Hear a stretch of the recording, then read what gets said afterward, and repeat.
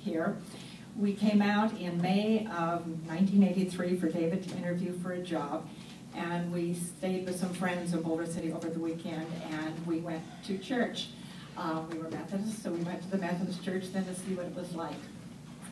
The very first person who talked to us was John. And he invited us to stay for coffee afterwards. Found out we had young children, took us around and showed us all the Sunday school rooms. More than anything else, he helped us make the decision where we wanted to go to church when we moved to Boulder City.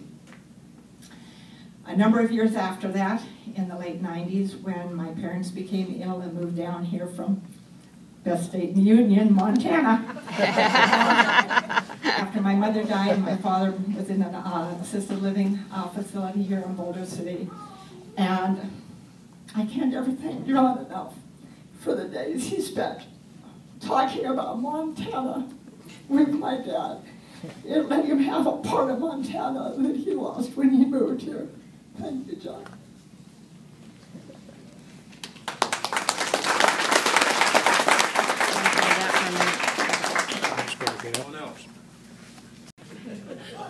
And John is one of those rare, wonderful, loving gentlemen who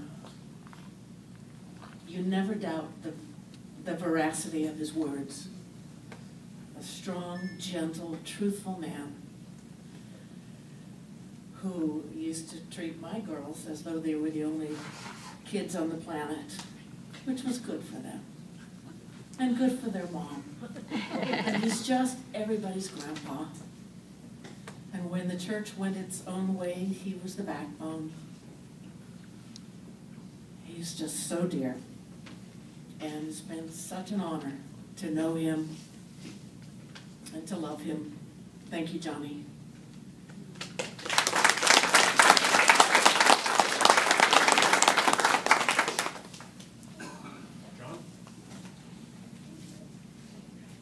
I also remember the first day at that other church in John.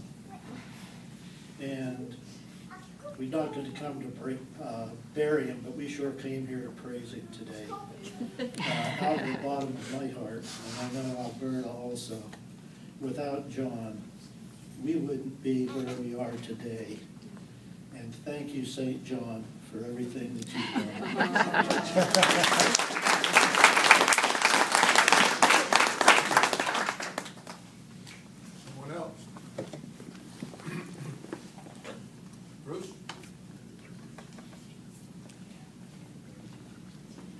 Pat and I moved to Boulder City from North Carolina back in 2003, and we immediately started attending this church. And John was there, and I knew he had become a lay speaker, and I knew that he had done a lot of preaching in the past. And I didn't know about the history of the church. But it was because of his service and his example that caused me to seek the lay speaking ministries that we both share. So I got to know this man by working alongside him. And I can't think of a higher caliber human being in the world than John. And there's one way that you get to know somebody really well, and that is if you pray with them. And John and I have spent many hours praying together in our prayer group. And you learn something about the individual that transcends life itself. So I know John is in good hands, and I congratulate him on 90 big ones. Yeah.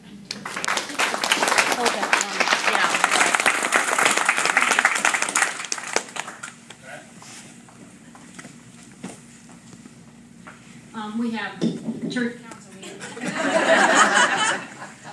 every. You turned it off. Oh, and turned it off. If we can't be at the council meeting, we're supposed to turn in a report for our particular committee or area of responsibility. So one time, and I'm saying this with Devin's permission, one time Devin couldn't be there, but he turned in a report. And at the end of his report, he said this: "Unfortunately, but understandably, John Mondt has decided to step away as lay speaker this year.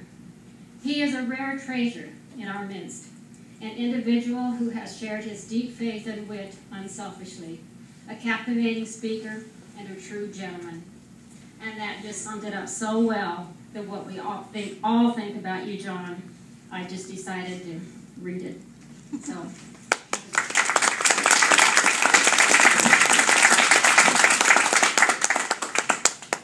Anyone else? Yes, Sandy. So John, I can't even tell you what you've meant to the Streeter family. And many of you guys know that Jonathan's home from school, and we're a little worried about that, but today you said he's going to be okay because I did the same thing. So I have faith now that my son, our son, will be okay. If he follows any part of who you are, we're proud. Thank you.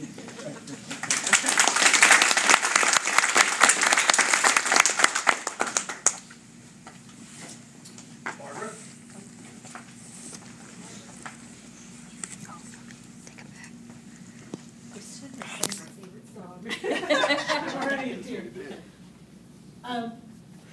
I only want to say that if any of you have even shook this man's hand, you know how much he loves you. And we love you just as much, John.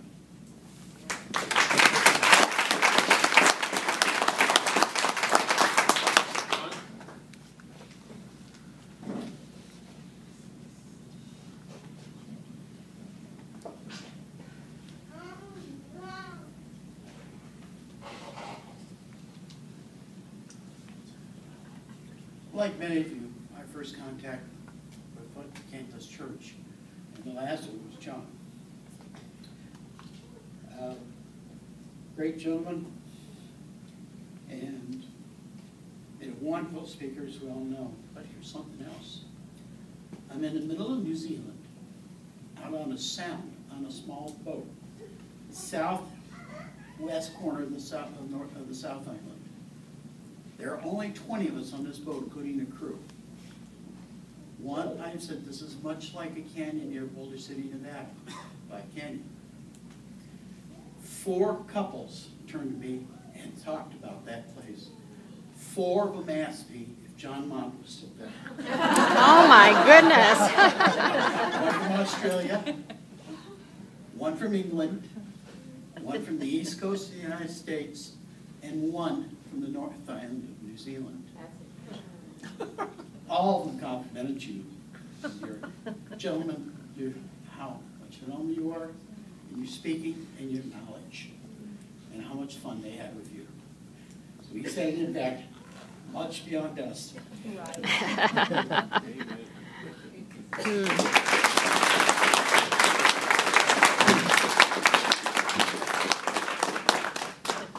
I don't know, I was on the river with John many, many times, and I never had any fun at all.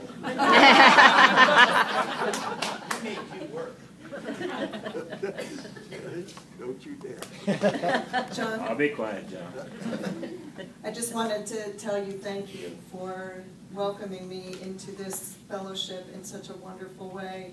And your affirmation every Sunday of smiling and nodding and comments after the service really have made a huge difference for me, and I want to say thank you. And I also want to thank you for your songs. Many of you, most of you probably don't know this, but when we get together on Wednesday morning for prayer group, John has started coming in every time with a song, and they're delightful. So I thank you for your song.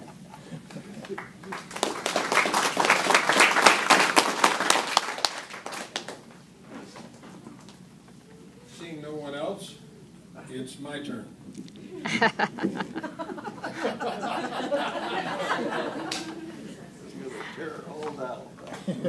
Actually, I'm really very honored to have the opportunity to stand before you today and add my own humble comments to this auspicious occasion regarding my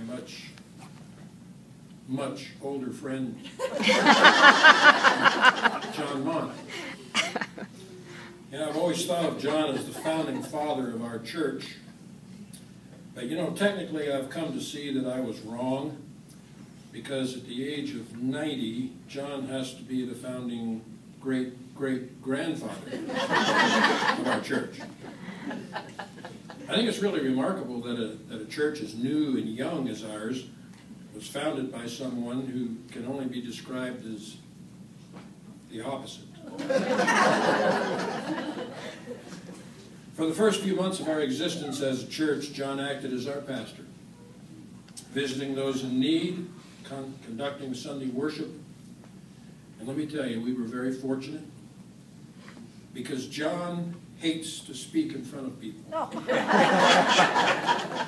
And his sermons were always brief, very concise. All of this, of course, due to his shyness. And there were times where he even apologized at the end of each sermon for his lengthy awkwardness. How old is John? 90. How old? The year he was born, the tomb of a contemporary was discovered. The guy's name was Tutankhamun. How old is John? How old is John? The year he was born, ginger ale appeared in stores for the very first time. Oh my goodness. How old is John? How old is John? The year he was born, the Lincoln Memorial in Washington, D.C. was dedicated by Chief Justice William Howard Taft, another friend of John. How old is John? How old is John? Here is an astonishing and profound fact. The year that John was born, the very first duck-billed platypus was exhibited in the United States at the New York Zoo. I wonder how it feels to share fame with a duck-billed platypus. How old is John? How old is John? He was born before the Union of Soviet Socialist Republics was officially proclaimed. An entity, I might add, that has long ceased to exist while John remains Mondt.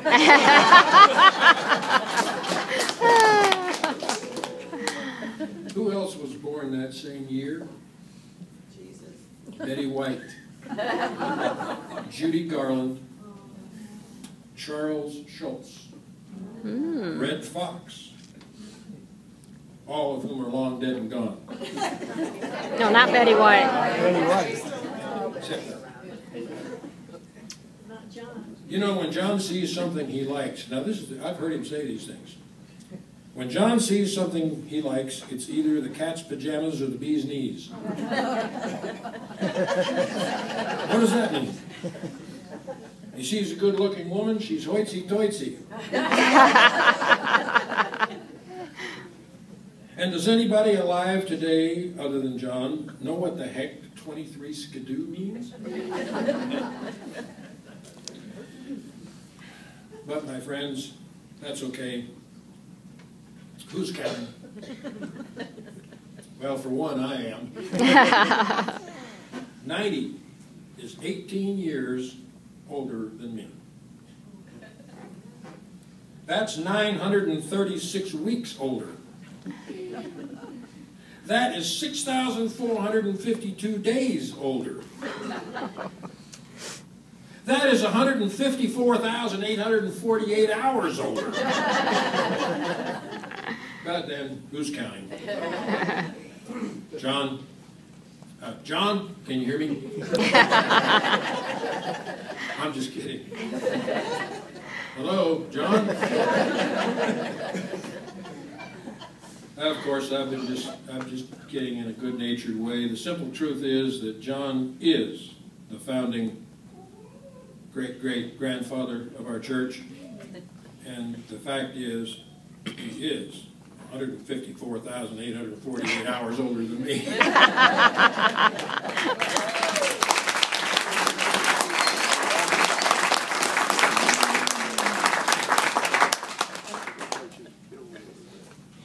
Let us stand and sing happy birthday to John.